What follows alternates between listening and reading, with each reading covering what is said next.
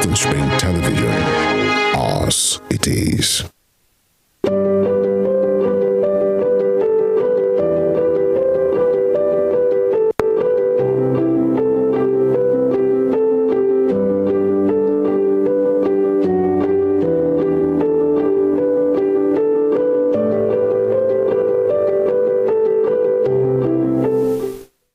Remember the term Bibliophile? Mayowa Fadare from the Oriented Book Bank, a young and dynamic Bibliophile, has made an appearance on this platform. Another terminology loading rather. Wait for it. Hello and welcome to the Bookshelf live on Western Spring Television. My name is DAMILOLA RAPHAEL. Interest. It could be a noun or a verb. As a noun, it is the feeling of wanting to know or learn about something or someone. As a noun, you can also define interest as money that is paid regularly at a particular rate for the use of money lent or for delaying the repayment of a debt. As a verb, interest means to excite the curiosity or attention of someone. Interest. Now, more often than not, what many folks have is a fancy, not interest. A fancy is a liking or desire for someone or something, especially one that does not last long. While fancy is ephemeral, interest is more enduring. I implore you to not just fancy books. Develop an enduring interest in them. Add your pursuit of purpose to that list. Don't just fancy that goal. Don't just fancy the dream. All right? Be interested in it. You'll be glad you did. And you'll be glad that you do, because it should be a continuous thing. And quoting word on the street, you'll thank me later. Book collecting is the collecting of books, including seeking, locating, acquiring, organizing, cataloging, displaying, storing, and maintaining whatever books are of interest to a given collector. The love of books is bibliophilia, and someone who loves to read, admire, and a person who collects books is often called a bibliophile, but can also be known as a biblioletter, meaning being overly devoted to books, or a bookman, which is another term for a person who has a love of books. We'll take this time out right now, but back on the other side of it to introduce our guest to stay with us on the bookshelf.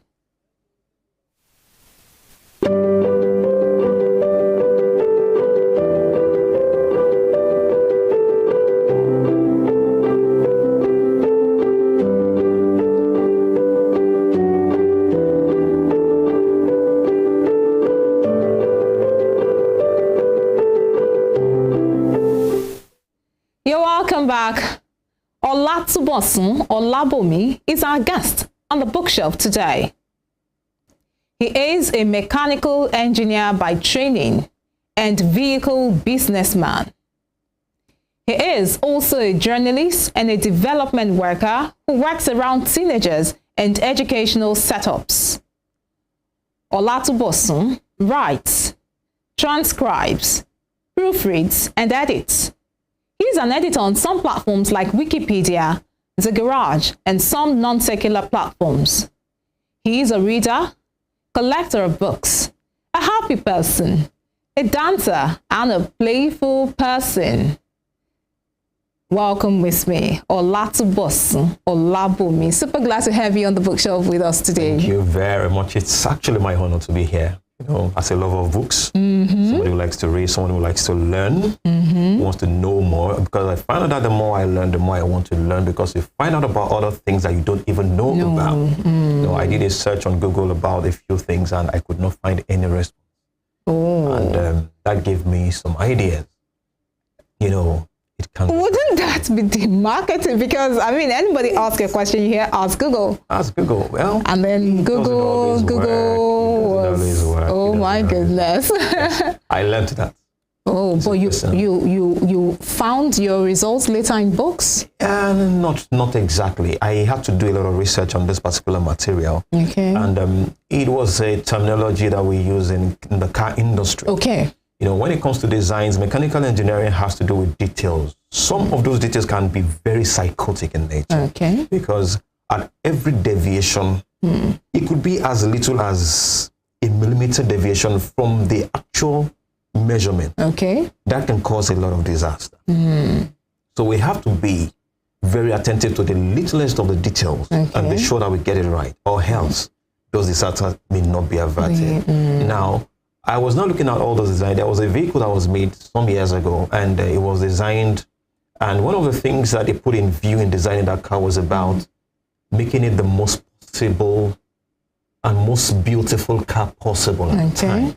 You know, and they did that design. And the first thing that came to me when I saw that design was, this is awesome. And then they now try to explain some terminologies about how they got the designs, the measurement. They even used it on human beings to check how accurate it was. You know, when we talk about dimensions, we talk about 1D, 2D, 3D, 4D. And when they break it down, if you see the drawing of all these dimensions, there's a good chance that you may not really understand it, except you now go through the learning or the reading about it. So I saw another program on TV. You know, there's this thing about the IQ that we talk about. Then they now switched it the other way.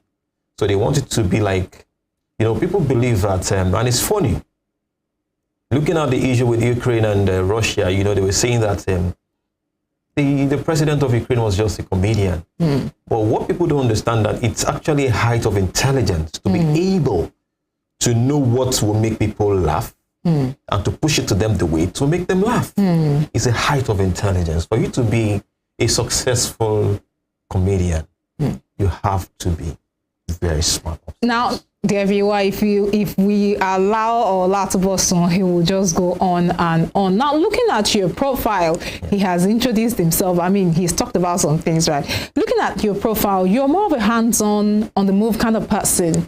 Okay. So what really piqued your interest? Because for you to read, you have to be stationary. Not necessarily. In some sense, you can't be mobile. For example, maybe you're walking and working and then reading at the same time may not be so balanced. That's why I said you are more like a hands-on, getting something done, on the move person, and then you're now paying attention to letters. Now, there are a few things that many people may not be able to do together that I can do together. Now, many people cannot be on a vehicle that is mobile and be reading while in the vehicle. I can do that. While being in transit, as the driver or as a passenger? As a driver, as a passenger now. Now, some people cannot sleep when they're in the vehicle that is moving. I can do that. Now, as a driver, you can still learn on the move. How do you do that? We have podcasts. There are books that you have them in audio format. So you can play those while you are in motion. Your audio books. You understand? And on my way here now, my daughter and I were listening to a particular learning program. It's in French. And we're doing that together. At my office, we still did some work together. We still try to check through some things. She has a number of books. You know, they've vacated now, but she has a lot of things she has to learn. You understand? And I find out that once you are able to know the context of reading, studying, learning, you will have a fascination for reading, which will push you to look for more and more. I know that for a fact. So that's where it all started, from the interest in reading? Well, not exactly. The interest in reading was built gradually. All right. Growing up, my dad is the kind of person that believes that if your English is not TV good, it's not good at all. Yes. And we'll watch programs and he'll just ask questions. I was very happy there was a particular year. A music video was released by one artist like that, and the man just said, Daddy has went out. My dad now said, correct that English. Then he pointed to my sister. In my mind, I was like, Daddy has went out. That's okay. Correct. Then my sister said, time. Daddy has gone out. I was like, wow, thank God he didn't ask me. It was an eye-opener that I didn't know as much as I thought I knew. A part of it was there. Then my dad would tell you, no, that's not good enough. Okay. So, and he used to take his time, he's the kind of person that didn't want all these summer classes and all. He didn't believe in it. He believed that if you're going to learn and really know things, you have to go beyond the four walls of the school. That's right. So he will take us to his house stations. He takes us out. Many of the when they arrange for excursions in my schools, I never went for any. Oh. The reason being that the place you're trying to take me to, my dad had taken me there before. And now the concept of your dad takes you there and then helps you to get somebody to take you around. The person is now able to focus on just you and your sister, then gives you all the explanation, answers all your questions. But when you go as a group, you will not get our attention. You can't get all your questions answered. So when I have now had that experience of being there on my own with my dad and whoever it is that took us around, why would I want to go with everybody? This is looking to me more like charity. They say charity begins at home. Yes. So the interest started from home. It started from my dad. My dad had a place he kept his books. He had a lot of books. And he's the kind of father that doesn't lock his room. Okay. Then my sister and I will go inside there, we'll scatter the place, get those books, this youthful exuberance. We're still babies then anyways. And we bring out the books and we try to read. Sometimes we get bored, we drop them. Sometimes we lose them. Sometimes we tear them off and all that. But he never still locked the door. He will still give us access to the place. We had this. So we'll take some of them. And there was a time we had books that at the back they wrote a list of other books from a particular set of publishers. So we were looking at that book while I was in secondary school, and I was saying, other books by the same author or other books by the same publisher? Same publisher. So they now wrote a lot of books. So as we're saying, this book, I said, we have it. This one, we have it. The one guy said, this lies too much. He could not believe that, okay, so in your house you can have all those. And in actual sense, we had them. Even though I could not read them at the time. Okay. But over time, you try to do something and they tell you, no, that's not the best way to do it. Then you try to do another thing, they tell you, no, that's not the approach. Okay, let's move on now. I was going to ask you how long ago, but you already told us it started from when you were very young. Yes. What genres of books would you say you really fancy? Well, I won't say particularly. Or you have interest in. Remember, we said fancy is passing, very fleeting. So I still love the word fancy too. Okay. Whether fleeting or not, it's a good word. Okay. There are words that we cannot speak on TV, and I choose not to speak those words to in my normal day life. You understand? It's just civil. It's what is right to be done. And that's part of it. Somebody who does not know that those words are wrong to be spoken will say them. And that's part of the essence of having books with you. You understand? Now, so the genres. I have a number of genres of books I try to just focus on. Okay. I love. Give us two. Just two. Not top two, just two. Because I know you would have issues with having to. Yes. Okay, arrange that. So let's just have two. I love anything on leadership. Leadership? Why was I expecting that? Management. Leadership, management. They are not the top two, actually. Not top two, just two. They're not the top two. But I mentioned those two because we have a lot of issues around us because of those two. Okay. Yes. Okay. Before I think Tubosun would really have to come back on the show. Not that I know. I wouldn't mind. You will be making a return on the program. But let's talk about how you manage, because we had a discussion, all right? Yes. And you talked to me about how that you still have those books. Lots of people that I have met with and myself have issues with, well, I've had it, I don't have it anymore, I'll have to get it. How do you manage to say have these materials, having influenced quite a number of persons to read the way you do? How come you still have those materials you have always had? Now, I like that word. What's your secret? I love that word, bibliophile. For me, I used to borrow books. Then I borrowed one book. All right. It was, I just saw it on somebody's table that day, and I told her, big brother, please, can I have this book? Let me just flip through it. And he said, no problem. It was written by Richard Templar. You you know, the rules of management. Then I started reading this book, right in the man's office. After reading a part of it, I had something I wanted to mark out. I couldn't because it wasn't mine. I told him to lend me the book. I took it home. Of course. So after reading about a few chapters, I said, see, this will not work. I cannot read this book like this. I can't mark it. I can't keep it afterwards. So I decided I was not going to read it again. I left the book. I took it back to him. All right. And I went to a bookstore. I bought my own copy. Okay. I wrote the day I bought it, the amount I bought it. I signed all around the book. Then I started all over again. Awesome. Then back in the university, as I was about to go for service year, I had a book. Memory Mastery. That's the title of that book. I love that book. You know, I saw somebody who would come for newspaper review in the morning. And she comes on TV and she's not holding any newspaper. And she's saying everything on the dailies. I'm like, how do you do this? Then the next day she comes again with this next set, another one, and she's doing it off hand. She can even give you the particular page number. So I'm looking at this lady like, how do you do this? You know, it's a different thing when you have a particular mental situation that helps you to get some things done. Elon Musk has a mental situation that helps him. So he can read some things at a speed that many others will not be able to read. And he can actually understand at rates that many others will not be able to understand. That's a different case.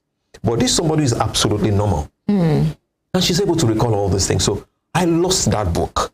Okay. On the verge of going for my service year. Okay. It still pains me today. I have a picture of that book. I have a folder in my phone on my gallery. I target books. Okay. So all the books that I want to buy, I put them. The ones I buy, I delete. Now, this book is still in my folder till now because I have not found it. Yes, okay. Now, that was a big lesson for me. So take us to the secret. How do you manage? This is what I do to keep because of time. I just want to, okay, I'll do it very quickly now. So when that happened to me, I wanted to keep more of my books. So I decided that because sometimes when you're reading, you have to refer back to the same books you've read before. Indeed. So what now happened was that I decided at that point that, okay, when I borrow a book, like I was talking about the book I borrowed, I cannot read it, I cannot cross it, I can't do it my own way and keep it. No markings. So I'm not borrowing books again. Now, when I give people books, many of them tend to lose it. Some of them don't return. Some of them try to just, you know, have it for themselves. So at that point, I decided, okay, I'm no more borrowing books. If I see a book that I love it, I take a picture of it. I'll go after it if I want it. Now, if I have a book, I won't lend it out to you. Sorry. So the same principle you are treating yourself to is what you're meting out on others. Nobody takes my book out of my place. My goodness. No one takes my books out. I don't do it. My children know you don't play with my books. If my wife wants to clean an area in the house and my books are there, she won't clean the area. Because I mean, I put some things, you know, I like my books to be left the way I keep them. So you can always go back to them for referral. This has really, really been a very interesting one. And of course, there are other things we would like to talk about. OLATUBOSUN told me he takes his proteges to the bookstore to get materials. Yes. And I'm wondering, you don't get a discount from these bookshops, but you take them there. He will come back to explain how he does that. He already told us that he applies the same principles as I'm not going to get a book from another person that I'll have to return. So I am not going to give you my book so you don't have to return. So he's also going to come back and tell us that secret, the secret behind that. And of course, we'll be talking about his family. He mentioned his wife, he's mentioned his daughter, and of course his son. He would come back and he would talk to us about his family as well, how they managed to read all of these things, and how many of his books that his children have actually destroyed, and what his reaction was, because you have destroyed books that belong to your dad. So we would like to know what you did to your children. Have not destroyed any of my books. How goodly they are. Not exactly. They destroy their own books. They destroy their own books. But you know, there is a way you keep something that you value. Okay. You understand? If you know that now, this is a book I'm reading, this book I'm holding right now. I've read it like twice before. Okay. Now, I was reading another book. I had to refer to another book while I was reading that. So I have several little rulers. All right. I put them in between, I stop. I go back to the one I referred back to. So when I now go back to that one, I had to refer back to I actually bought a new book. I bought a set of new books. I now got to that particular one, Atomic Habits. Okay. I was reading it. And I had to refer back to that book. It's in one of the pictures you sent. I zoomed actually and I saw that. Yes. All right. I now put, in fact, if you look at that picture well, there's still something in between it because I haven't finished with it. So I refer back to that book. Then that book I referred to now referred me back to this. Okay. Now imagine. And they are all not written by the same author. Different people. Awesome. Now imagine this one refers me back to this and this one backs to this. And I get to this one, I can find it again. Okay. You imagine how I feel. I still feel bad about my memory mastery till today. So what I do is they know that I don't joke around my books.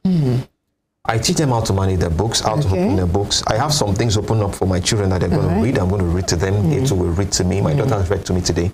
And once that is done, I stock my book back up where I keep them. So it's not exactly very easy to get to my books, to destroy them. Then number two, they know that I don't toy around with my own assets because my books are my assets. They're like toys. I know I love cars. I love aircraft. I have, there are toy cars and there are those miniature cars that look like toys and they're not toys. You can have actually open their boots, their bonnet, you see the engine and all that. Yeah. My children know the cars they play with. They know the ones they don't play with. Okay. In fact, there's one on my TV shelf. Okay. There are two of them there that they don't touch. Okay. And they actually bring their own there that they actually play with. Okay. So it's just about letting them know that these things are out of bounds. That's it. And they are growing, of course. Yes, so they are learning from there. And the whole concept of you saying to rather buy, it's more like that good book, Buy the Truth. Yeah, and sell it not. Please talk to the viewer about the importance of having to own a material. Now, I'll say it this way.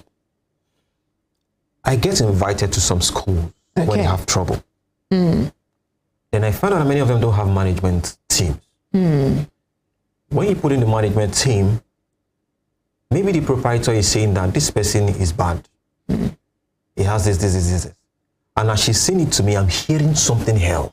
Then I found out that what makes me hear the other thing I'm hearing is because of the books I've read. Now, when I now tell them that this person you're saying is a trouble to you is actually one of the strengths that you have, it's always very shocking to them. So eventually, when I now tell them that, see, the difference between perseverance and stubbornness, their difference is just direction. They are the same.